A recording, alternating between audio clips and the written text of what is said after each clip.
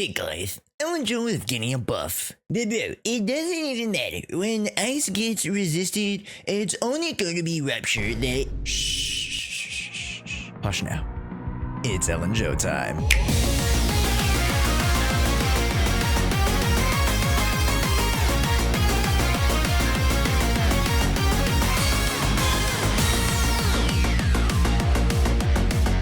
Hello ZZ Proxies, y'all have been waiting for this one. The upgraded guide to Ellen Joe, and boy has she gone jacked the last time we covered her. Folks are projecting that with the new updates and rework of her kit, she's around 50% stronger than she was at base. And it's crazy how we're doing that right in front of Hugo Salad, but what makes her different now? How is she now to build? And how can we utilize these changes to max out her new ceiling? Well, let's get into it right now. And just as a disclaimer, this video is coming from the early access server, so any information here is subject to change. So folks, let's start off with Ellen's kit and what we had before. Ellen's base M0 kit revolved around one thing, getting 3 stacks. You could do that by EX special combo or by holding down the dash attack that just so happens to be an attack that could get disrupted, and you'd have to start the dash and charge all over again. On a more aggressive boss, you could see how that's a problem. And in this day and age where Pompeii and the marionettes just don't want to let us breathe, this poses a few issues with flow of kit and how meticulous you have to be to set up Ellen Joe. This in ways force us to rely on other characters to buffer these options, say by using mono ice and utilizing quick swaps with Lycon and Sokaku to avoid Ellen Joe, then set her back up to dash when the window was right. Now our newly revamped kit is smoother, more elegant, and more lethal, more fitting of calling her a hyper carry. Sorry guys, bro, it sounded like I was trying to sell you a luxury car. So firstly, the dash change. The Arctic Ambush becomes an even more centralizing mechanic for Ellen's entry and even exit off the field. Firstly, the dash is actually a built-in parry now, such that whenever you are hit, you can automatically ignore the incoming damage and actually launch the dash attack. This pretty much reworks the whole issue with getting staggered by enemies and not being able to finish the dash to initiate your attack string. After utilizing the dash, you can either gain 1 point for the short release or 3 points off of the charge, which you can cut off early if you find that sweet blinker timing. From here, Ellen can do a few things. With 3 points, you can go into her new 2 basic called the Glacial Wave. This will consume 2 points, yet do a sick whoosh and wham attack, where she seemingly flies around like Peter Pan or something, and slashes at the enemies. Note that the damage from the move versus the original first 2 strikes isn't that different. But the biggest change is that the attacks are now iframed, and you can actually see it getting procced when you go into the semi-matrix mode once channeling the 2 slash attacks. Then moves into a 3rd basic, which is the same as the original where you can hold to prolong the duration. Then immediately move into a big wave attack known as the Icy Blade. The flow in and out of attacks are as smooth as a Lorax and Wonder's Spotify song transition.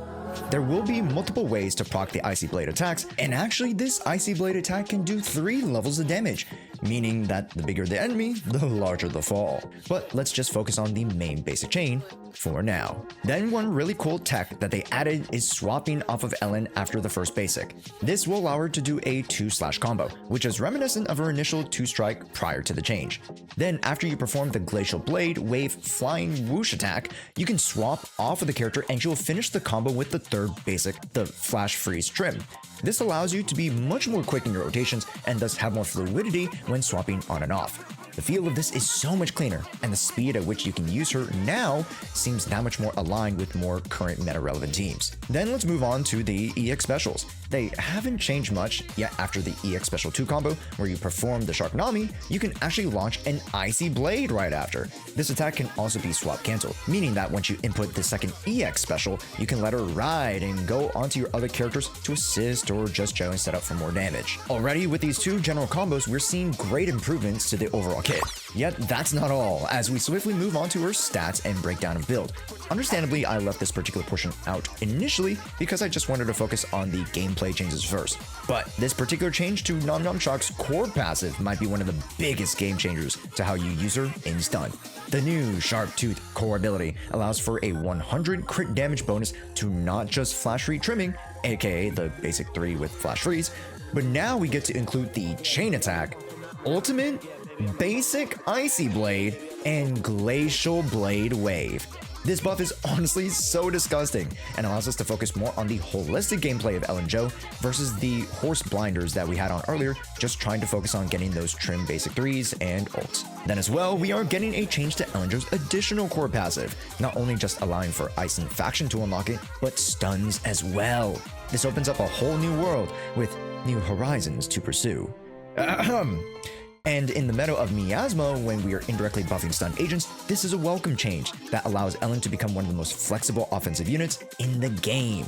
The effect works the same, where you can stack up to 10 stacks of 3% ice damage bonus, and with the amount of hacks and slashes you'll be building up with her on-field more, this basically confirms a 30% ice damage bonus buff to yourself. So, hey, congrats to Ellen. Next, we move on to the actual build as we see a few slight changes, but nothing actually crazy major. Since we are now buffing most of her impactful attacks versus just the basics, the Woodpecker Electro turns out to be more universal for her, as the amount of ice damage percentage and crit damage buffs she will be supplemented with is just like a COVID stimulus package.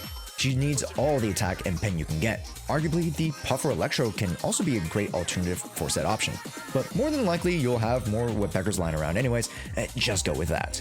Then we can even take a look at the Shadow Harmony. Yet if you're running the signature, the extra 32 holistic percentage from Drive to his passive and signature W engine can lead you to be overcapped. Just remember, like any build, we want to have a nice spread of stats to bring out the biggest amount of potential damage.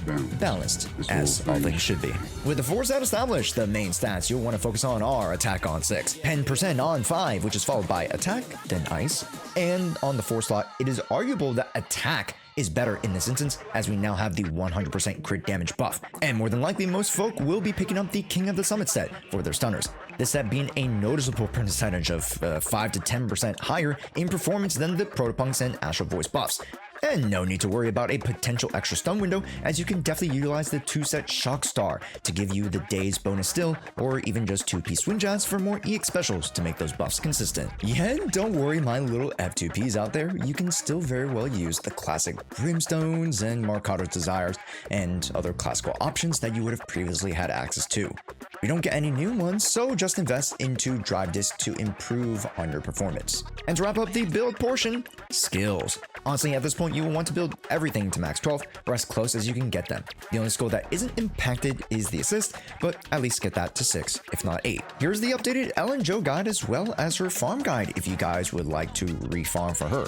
I made these infographics for those who don't have time to come back to the videos like this, if you are wanting to get more of a one-stop shop for crafting your best Ellen. Make sure to follow us on Discord and Twitter for more of these infographics and just more fun updates. Then we move straight into the combat showcase, as we are keeping this guide short and sweet. The Narcoleptic Maid's best teams will now revolve around the more meta stun units like Lighter, Trigger, and the soon-to-arrive Jufufu.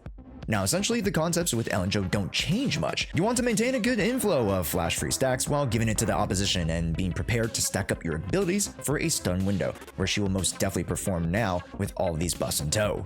So, first things first, let's quickly review non-stun window attack patterns.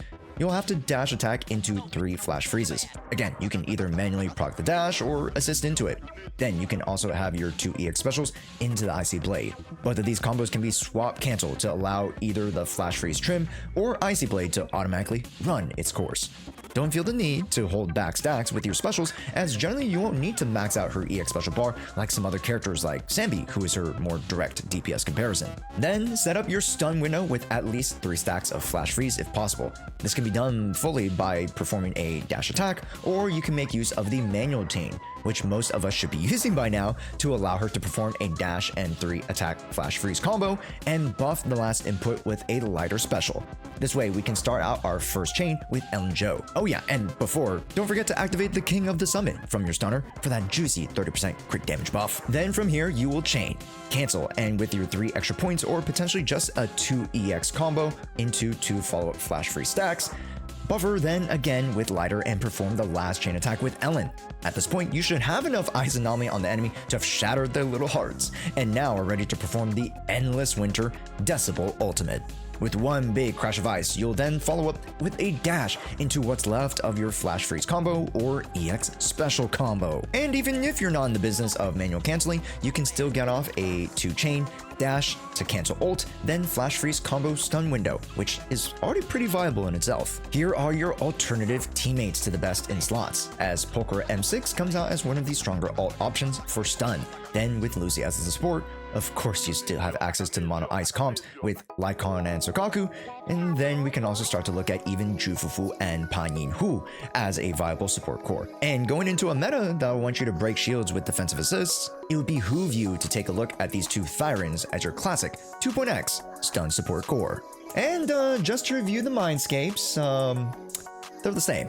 So no big changes need to be addressed here. Yet in regards to the M1 previously being desired for its ease of access to 6 Flash Freeze stacks, because your dashes are so much more accessible now, you don't necessarily need the M1 to have a smooth Shark experience. And with that, I think we've wrapped up Ellen Jo and her new rework kit. If you enjoyed this updated guide, I'll look to make more with relevant and updated units in the future. Make sure to also go check out our Prep Guide to 2.0 series that's been getting more popular by the day.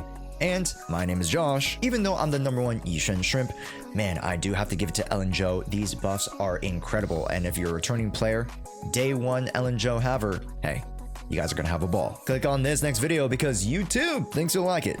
Thanks so much for watching, and we'll see you in the next one.